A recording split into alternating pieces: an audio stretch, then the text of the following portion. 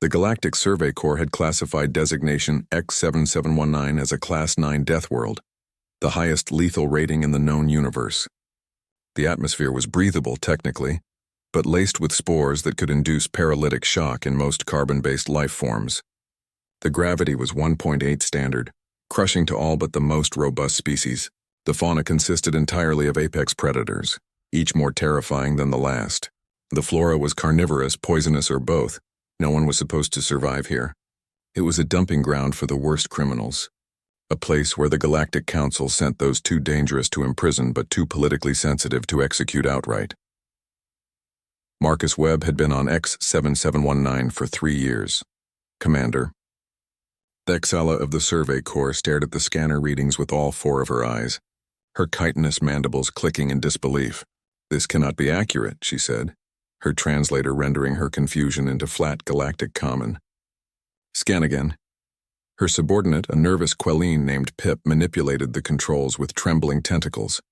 "Commander, the readings are consistent. Structural signatures indicate manufactured shelters, organized agriculture, and thermal signatures consistent with metallurgical operations. On a Class 9 death world." Thexala's voice rose an octave. "Impossible. Run a biological scan." "How many life signs?" "1, Commander." "Human designation." "And—" Pip paused, his bioluminescent patches flickering with anxiety. 3 Vraxian render beasts in close proximity to the human signature. They appear to be cohabitating. Thexala felt her secondary heart skip a beat. Vraxian render beasts were the apex predators of X7719. 3-meter-tall creatures with obsidian scales, retractable claws that could shear through durasteel, and a predatory intelligence that made them utterly unstoppable.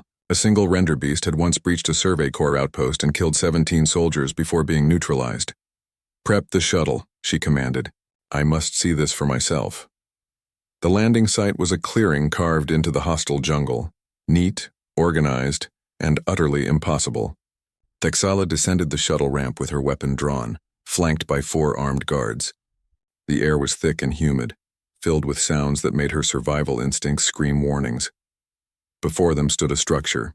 No, several structures. A dwelling made of hewn timber and stone, a barn-like building from which strange bellowing sounds emerged, and an open-air forge where a human male was hammering something on an anvil, sparks flying with each strike. He was shirtless, his skin bronzed and scarred, his muscles moving beneath flesh as he worked. When he noticed the armed delegation, he didn't reach for a weapon. He simply set down his hammer and wiped his hands on a leather apron. "Afternoon," Marcus Webb said in perfectly accented galactic common. "Wasn't expecting company." Thexala kept her weapon trained on him. "You are Marcus Webb, criminal designation, HFY 43.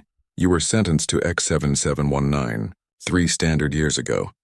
"That's right," Marcus gestured toward a wooden table with benches. "Tea? I've been cultivating some local herbs. Non-toxic to most species, I think." "You cultivated?" Thexala couldn't hide her shock. "On a Class 9 death world, you established agriculture?" Marcus shrugged. "Ground's fertile once you know what you're doing. Had to clear out the snap vines and deal with the acid grass, but underneath, rich volcanic soil. The spores were tricky. Turns out human gut bacteria neutralizes them. Lucky break." A sound behind them made every guard spin, weapons raised. 3 massive render beasts emerged from the tree line, their scales gleaming like oil-slicked midnight. Thexala's finger tightened on her trigger. "Whoa, easy." Marcus stepped forward, placing himself between the weapons and the beasts. "That's just Nyx, Ajax, and Hera. They're with me. Those are Vraxian render beasts," Thexala shouted. "They kill everything!" "They did when they were starving," Marcus agreed. He whistled, and the largest beast, Nyx, lowered her massive head to his level. He scratched behind her auditory ridge, and the creature's eyes half closed in contentment. "Found them as juveniles, parents killed by a territorial dispute. They were dying. I fed them, tended their wounds, and well," he smiled. "Turns out even apex predators appreciate kindness." Thexala slowly lowered her weapon. "The forge." "The farm, the beasts, how?" Marcus walked to his forge, picking up the piece he'd been working on. A curved blade of remarkable craftsmanship.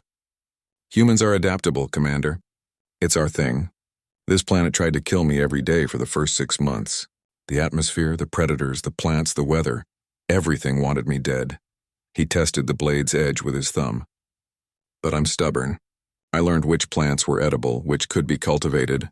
I studied the render beasts, understood their behavior. I found ore deposits and taught myself metallurgy from scratch. Every challenge was just a problem waiting for a solution. But why? Pip spoke up, his voice small. You were abandoned here to die. Why not simply give up? Marcus looked at the young Quelline with eyes that had seen hardship and emerged harder. Because I'm human. We don't give up. We don't lie down and die.